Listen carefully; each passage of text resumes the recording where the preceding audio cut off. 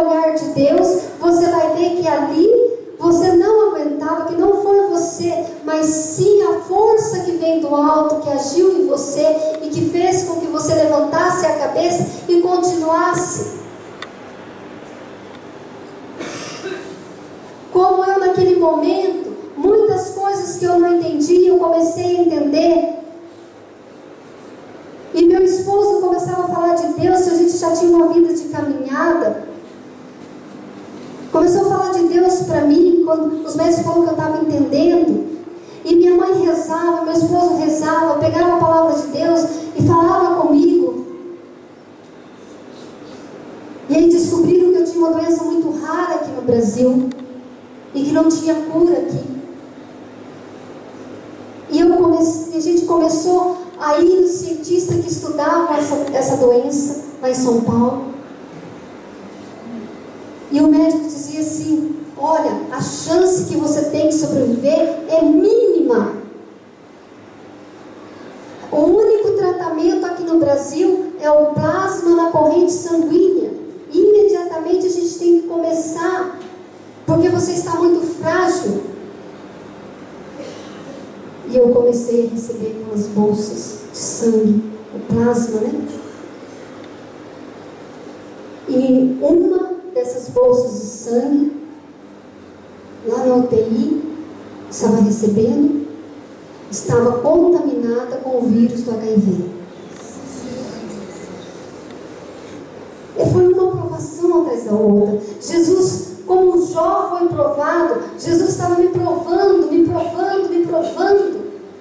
Naquele momento eu não entendia nada, nada, nada. Mas hoje, eu louvo e agradeço a Deus por todas as provações e aquelas que virão ainda na minha vida. Eu prefiro ser provada como ouro e a prata no fogo do que perder o céu. Eu não sou masoquista não, viu, gente? Não gosto de sofrimento. Não tolero dor, não posso tomar remédio para dor. Eu fico desesperada quando estou com dor de cabeça. Eu via meu pai com aquela dor tomando morfina e eu falava para o médico: se não pode fazer nada por ele, por favor, vamos fazer a morfina. Não deixe meu pai passar dor. Eu tenho pânico de dor. Deus tem que me curar disso ainda. Se eu vejo você com uma dor, eu quero tirar a sua dor. Porque eu passei tanta dor na minha vida sem poder tomar uma dipirona. Porque senão eu morria.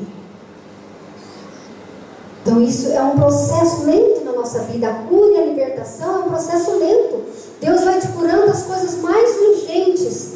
E as coisas que é para a sua santificação, a sua salvação, é um processo lento. Deus sabe que a dor para mim é uma coisa, é uma cruz. Mas Ele sabe que eu tenho que carregar essa cruz. Que isso vai me levar à santidade, a um caminho até o céu. Quando eu recebi essa bolsa, uma semana depois, eu já estava entendendo, só que eu não conseguia falar direito. Eu via aqueles médicos toda a minha volta, meu esposo dentro da UTI. E um dos médicos falou assim: Eliana, a gente está reunido aqui para dizer uma coisa para você. E a doutora me contou, falou assim: Eliana, uma das bolsas que você recebeu, lembra que a gente começou o tratamento, que é o único meio de salvar você aqui no Brasil? E você começou a receber o sangue, o plasma, e uma dessas bolsas estava contaminada com o vírus do HIV. Infelizmente a gente já fez todos os testes e você está contaminada. Aí ela disse assim: na verdade você nem recebeu o vírus, porque a pior contaminação do HIV é pela corrente sanguínea, quando você recebe uma bolsa contaminada, né? Se você estiver doente, você vai ficar doente muito rápido. E aí naquele momento, eu nem lembrava disso, pensava isso. Eu só pensei assim: meu Deus, por quê? essa é uma pergunta que nunca mais eu quero fazer para Deus. Por quê? Uma lição que eu aprendi na minha vida. Para que sim, mas por que não? O Padre Léo já falava isso, né? E eu aprendi que isso é verdade. Foi a pior coisa que eu fiz na minha vida, foi ter perguntado para Deus por quê.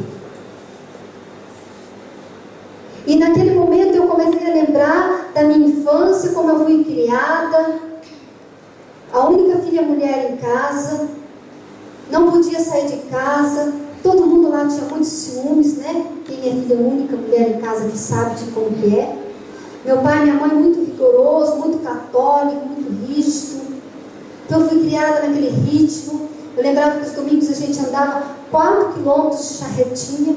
Você sabe o que é charrete? Para ir à igreja, era sagrado. Minha mãe falava assim: ó, amanhã é domingo, diz do Senhor. E a gente sabia o horário da missa, a gente aprontava, me colocava os 4 filhos dentro da charretinha, mas meu pai, e a gente ia para a missa. Com 13 anos de idade, eu quis ir para o convento. Com 15 anos de idade, eu resolvi sair do convento. Eu não sabia bem o que eu queria ainda. E eu cheguei em casa para passear e disse para minha mãe assim, que eu queria sair do convento. Minha mãe perguntou por quê.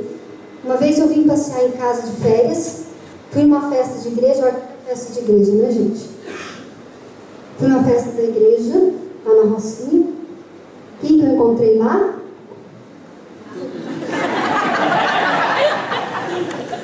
Meu esposo. Ele olhou para mim, eu olhei para ele, nem conhecia. E aí, na segunda-feira, eu voltei para o convento, e aquilo, eu fiquei com aquilo na cabeça. Meu Deus, eu estou no convento, o que é isso? Aí eu conversei com a irmã Dulce. Ela falou assim: ô, minha filha, você é muito jovem ainda. Preocupa não. Aí eu quis ir para casa dar um tempo. Quando eu fui para casa, eu pedi para minha mãe para namorar. Ela disse assim: olha, você é muito nova ainda, você estava no convento. Domingo nós vamos na missa e vamos conversar com o Padre Paulo. Se ele deixar você namorar, você namora.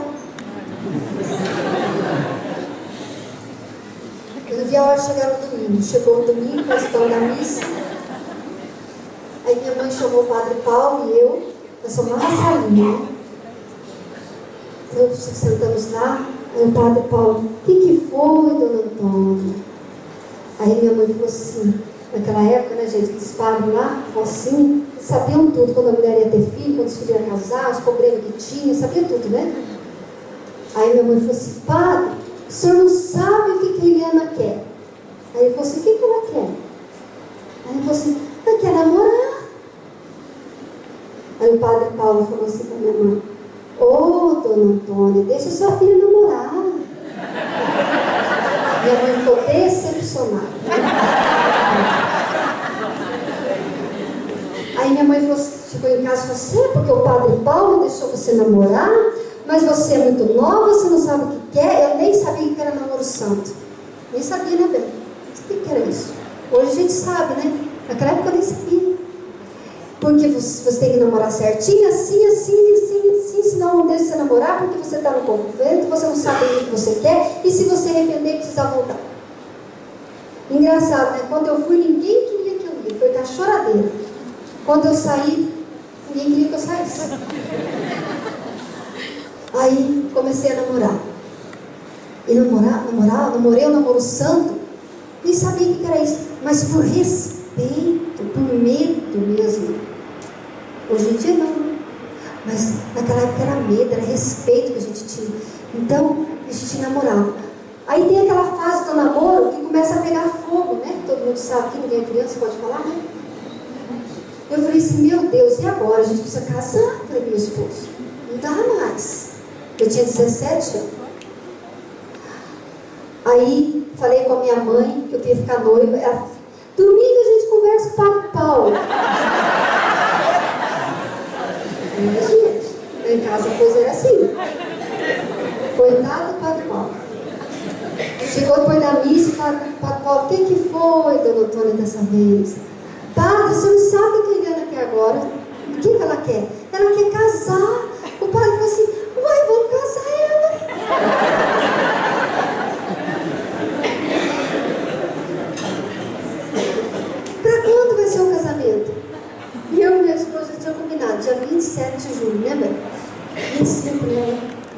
minha sobrinha que nasceu. 25 de julho. Eu falei, 25 de julho, o padre falou, pois está marcado. A minha mãe falou assim, nossa, mas não tem nem 6 meses. Para que essa pressa? Arrumamos tudo casando. Casou virgem, eu e meu esposo, graças a Deus, né, bem?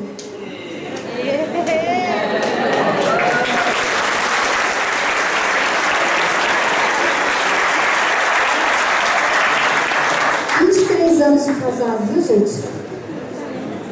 Gente, não arrependo, graças a Deus. Né? Todas as lutas que já passamos, naquele momento, por que eu estou contando isso para vocês? Eu estou contando isso para vocês porque naquele momento que o médico disse assim, você está com AIDS.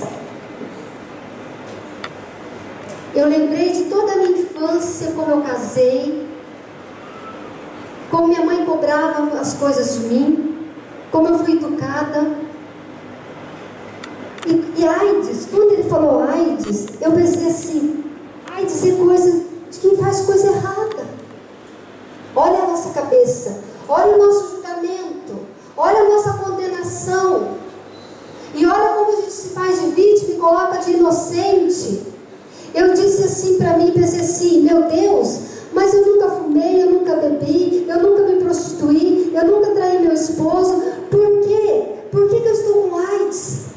AIDS não. Você está vendo como a gente tem um coração orgulhoso?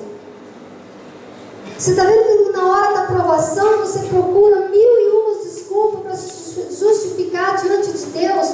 Você não é capaz de dizer assim, eu e você não somos capazes de dizer assim, Senhor, o que Tu queres com essa enfermidade para mim?